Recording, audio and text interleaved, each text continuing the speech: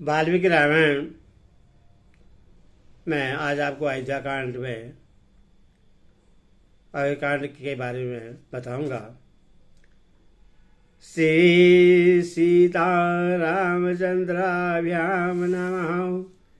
श्रीमद् वाल्मीकि रामायणम अयोध्या कांडम प्रथम स्करम।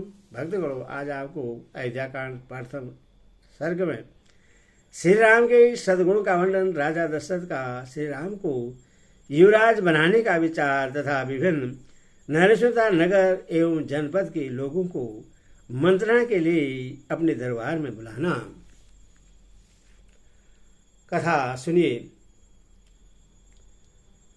भरत अपने मामा के यहाँ जाते समय काम आदि शत्रु को सदा के लिए नष्ट कर देने वाले निष्पाप शत्रुघ्न को भी प्रेमवश अपने साथ लेते गए थे। वहां भाई सहित उनका बड़ा आदर सत्कार हुआ और वे वहां सुखपूर्वक रहने लगे। उनके मामा युधाजित, जो अश्व युद्ध के अधिपति थे, उन दोनों पर पुत्र से भी अधिक स्नेह रखते और बड़ा लाड प्यार करते थे। यदि भी मामा के यहाँ उन दोनों वीर भाइयों की सभी इच्छाएं पूर्ण करके उन्हें पूर्णतः तृप्त किया जाता था, तथापि वहां रहते हुए भी उन्हें अपने वृद्ध पिता महाराज दशरथ की याद कभी नहीं भूलती थी। महातेजस्वी राजा दशरथ भी परदेश में गए हुए महेंद्र और वरुण के समान पराक्रमी अपने उन दोनों पुत्र भरत और शत्रुघ्न का सदा स्मरण किया करते थे। अपने शरीर से प्रकट हुई चारों भुजाओं के समान वे सब चारों ही पुरुष शिरोमणि पुत्र महाराज को बहुत ही प्रिय थे, परंतु उनमें भी महातेजस्वी श्री राम सबकी अपेक्षा अधिक गुणवान होने के कारण समस्त प्राणियों के लिए ब्रह्मा जी की भांति पिता के लिए विशेष प्रीतिवर्धक थे। इसका एक कारण और भी था। वे साक्षात सनातन विष्णु थे और परम प्रचंड रावण के वध की अभिलाषा रखने वाले देवताओं की प्रार्थना पर मनुष्य लोक में अवतीर्ण हुए थे। वना में तेजस्वी पुत्र श्री रामचंद्र जी से महारानी कौशल्या की वैसी शोभा होती थी जैसे वज्रधारी देवराज इंद्र से देव माता अदिति सुशोभित होती है। श्री राम बड़े ही रूपवान और पराक्रमी थे। वे किसी के दोष नहीं देखते थे। भूमंडल में उनकी समता करने वाला कोई नहीं था। वे अपने गुणों से पिता दशरथ के समान एवं योग्य पुत्र थे। वे सदा शांतचित्त रहते और संतनापूर्वक मीठे वचन बोलते थे। यदि उनसे कोई कठोर बात भी कह देता तो वे उसका उत्तर नहीं देते थे। कभी कोई एक बार भी उपकार कर देता तो वे उसके उस एक ही उपकार से सदा संतुष्ट रहते थे और मन को बस में रखने के कारण किसी के सैकड़ों अपराध करने पर भी उसके अपराधों को याद नहीं रखते थे। अस्त्र शस्त्रों के अभ्यास के लिए उपयुक्त समय में भी बीच बीच में अवसर निकाल कर वे उत्तम चरित्र में, ज्ञान में तथा अवस्था में बड़े चढ़े सत्पुरुषों के साथ ही सदा बातचीत करते और उनसे शिक्षा लेते थे। वे बड़े बुद्धिमान थे और सदा मीठे वचन बोलते थे। अपने पास आए हुए मनुष्यों से पहले स्वयं ही बात करते और ऐसी बातें मुंह से निकालते जो उन्हें प्रिय लगे।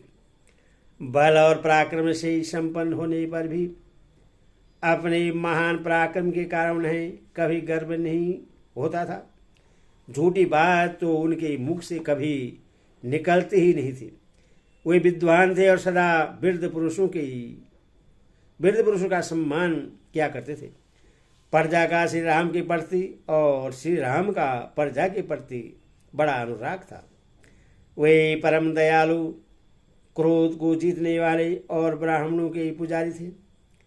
उनके मन में दीन दुखियों के प्रति बड़ी दया थी। वे धर्म के रहस्य को जानने वाले, इंद्रियों को सदा बस में रखने वाले और बाल भीतर से परम पवित्र थे। अपने कुलोचित आचार, दया, उदारता और शरणागत रक्षा आदि में ही उनका मन लगता था। वे अपने क्षेत्रीय धर्म को अधिक महत्व देते और मानते थे। वे उस क्षेत्रीय धर्म के पालन से महान स्वर्ग परम धाम की प्राप्ति मानते थे अथवा बड़े प्रयत्न के साथ उनमें संलग्न रहते थे। अमंगलकारी निषिद्ध कर्म में उनकी कभी प्रवृत्ति नहीं होती थी। शास्त्र विरुद्ध बातों को सुनने में उनकी रुचि नहीं थी। वे अपने न्यायुक्त पक्ष के समर्थन में बृहस्पति के समान एक से एक बढ़कर युक्तियां देते थे। उनका शरीर निरोग था और अवस्था तरुण।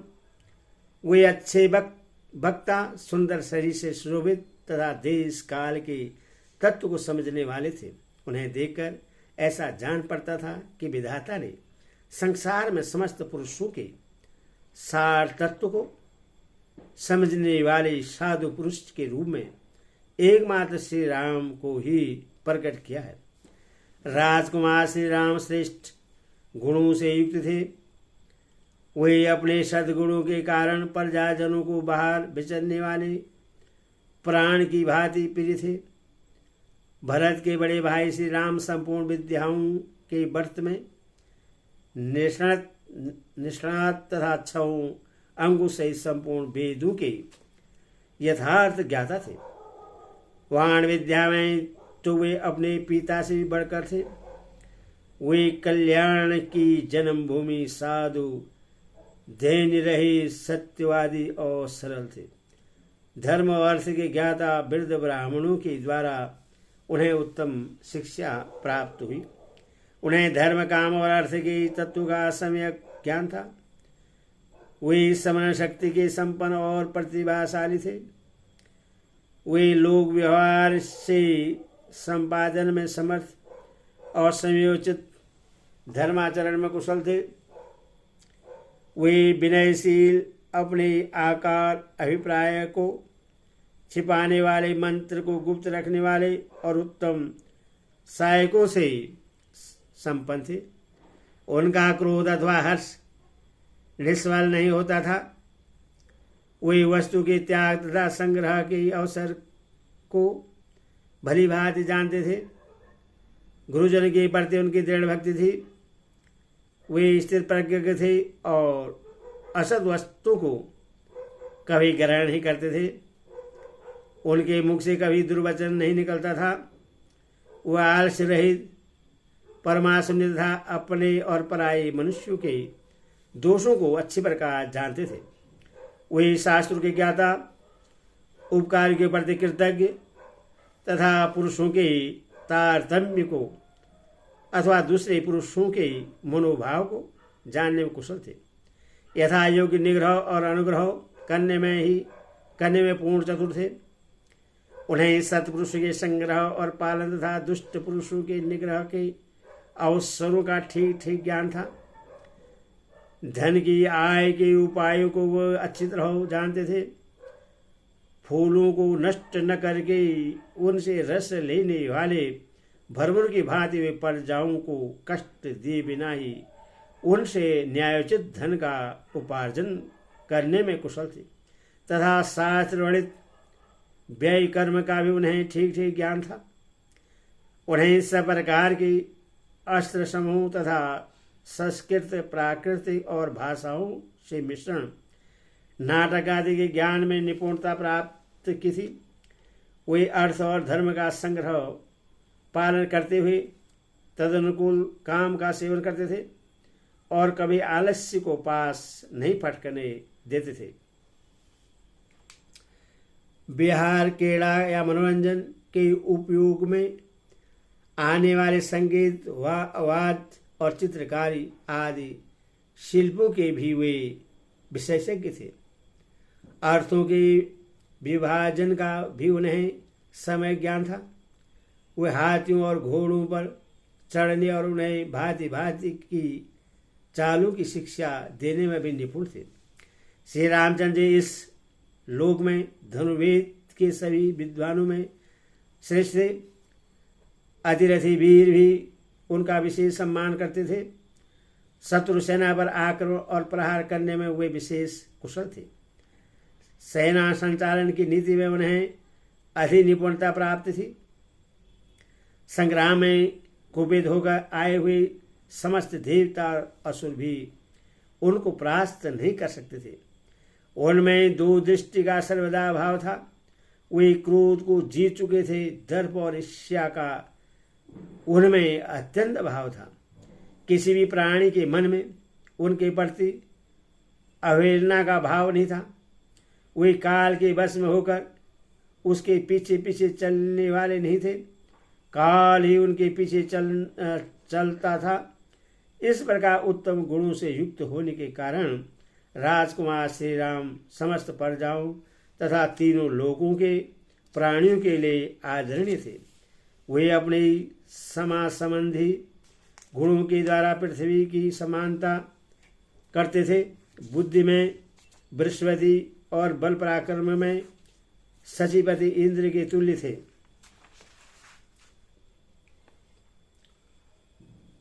जैसे सूर्यदेव अपने किरणों से प्रकाशित होते हैं, उसी प्रकार से रामचंद्र जी समस्त प्रजाओं को प्रिय लगने वाले तथा पिता की प्रीति बढ़ाने वाले सद्गुणों से सुशोभित होते थे।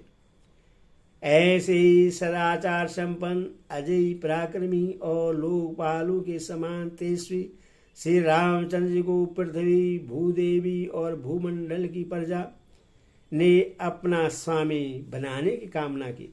अपने पुत्र श्री राम को अनेक अनुपम गुणों से युक्त देकर शत्रुओं को संताप देने वाले राजा दशरथ ने मन ही मन कुछ विचार करना आरंभ किया।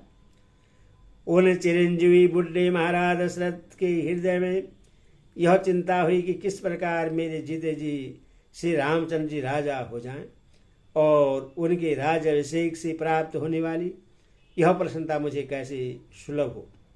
उनके हृदय में यह उत्तम अभिलाषा बारंबार चक्कर लगाने लगे कि कब मैं अपने प्रिय पुत्र श्री राम का राज्याभिषेक देखूंगा। वे सोचने लगे श्री राम सब लोगों के अभ्युदय की कामना करते और संपूर्ण जीवों पर दया रखते हैं। वे लोग में वर्षा करने वाले मेघ की भांति मुझसे भी बढ़कर प्रिय हो गए हैं। श्री राम बल पराक्रम में यम और इंद्र के समान, बुद्धि में बृहस्पति के समान और धैर्य में पर्वत के समान है। गुणों में तो वे मुझसे सर्वदा बड़े चढ़े हैं। मैं इसी उम्र में अपने बेटे श्री राम को इस सारी पृथ्वी का राज्य करते देख यथा समय सुख से स्वर्ग प्राप्त करो। यही मेरे जीवन की साध है। इस प्रकार विचार करता था अपने पुत्र श्री राम को उन्होंने नाना प्रकार के विलक्षण, सज्जनोचित, असंख्य तथा लोकोत्तर गुणों से जो अन्य राजाओं में दुर्लभ है विभूषित देख राजा दशरथ ने मंत्रियों के साथ सलाह करके उन्हें युवराज बनाने का निश्चय कर लिया। बुद्धिमान महाराज दशरथ ने मंत्री को स्वर्ग, आंतरिक तथा भूतल में दृष्टिगोचर होने वाले उत्पातों का घोर भय सृजित किया और अपने शरीर में वृद्धावस्था के आगमन की भी बात बताई। पूर्ण चंद्रमा के समान मनोहर मुख वाले महात्मा श्री राम समस्त प्रजा के प्रिय थे। लोक में उनका सर्वप्रिय होना राजा के अपने आंतरिक शोक को दूर करने वाला था। इस बात को राजा ने अच्छी तरह समझा। तदनंतर उपयुक्त समय आने पर धर्मात्मा राजा दशरथ ने अपनी और प्रजा के कल्याण के लिए मंत्रियों को श्री राम के राज्याभिषेक के लिए शीघ्र तैयारी करने की आज्ञा दी। इस उतारे में उनके हृदय का प्रेम और प्रजा का अनुराग भी कारण था।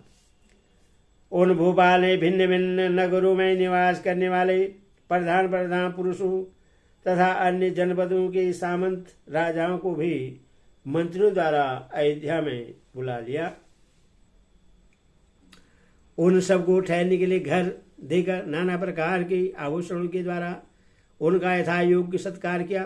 तत्पश्चात स्वयं भी अलंकृत होकर राजा दशरथ उन सबसे उसी प्रकार मिले जैसे प्रजापति ब्रह्मा प्रजा वर्ग से मिलते हैं। जल्दीबाजी कारण राजा दशरथ ने कैकेयी नरेश को तथा मिथिलापति जनक को भी नहीं बुलाया।